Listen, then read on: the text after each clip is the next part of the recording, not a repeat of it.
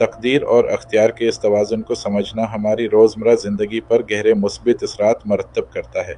जब हम ये समझते हैं कि हमें अख्तियार हासिल है, तो हम अपनी ज़िम्मेदारियों को ज़्यादा संजीदगी से लेते हैं। हम मेहनत करते हैं, मनसूबा बंदी करते हैं और बेहतरीन नताइज के लिए कोशिश करते हैं। कारोबार में ये हमें जिद्दत और ख़तरा मोल लेने की तरगीब देता है।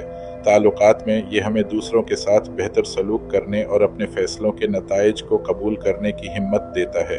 ज़ाती बेहतरी के लिए ये हमें अपनी खामियों पर काबू पाने और अपनी सलाहियतों को निखारने का हौसला देता है।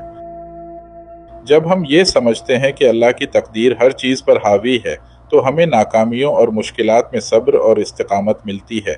हम जानते हैं कि हर चीज़ अल्लाह के इल्म और हिकमत के तहत हो रही है और इसमें हमारे लिए कोई न कोई खैर पोशीदा है। ये हमें ज़हनी सुकून और रूहानी इत्मीनान फराहम करता है। तकदीर और अख्तियार की ये बहस महज एक मजहबी अकीदा नहीं, बल्कि एक गहरा फ़लसफ़ियाना और इल्मी मौज़ूअ है। ये हमें कायनात के निज़ाम, इंसानी वजूद के मकसद और अल्लाह की सिफ़ात पर गौर करने की दावत देता है।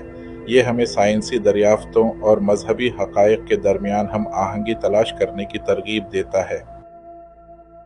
ये समझ हमें ज़हनी वज़ाहत फ़राहम करती है कि हम न तो मुकम्मल तौर पर बेबस हैं और न ही मुकम्मल तौर पर खुद मुख्तार। हम एक ऐसे निज़ाम का हिस्सा हैं जहां हमारी कोशिशें और दुआएं अहमियत रखती हैं, लेकिन हतमी फ़ैसला अल्लाह के हाथ में है। ये तवाज़ुन हमें एक मुतवाज़िन और पुरस्कून ज़िंदगी गुजारने में मदद देता है।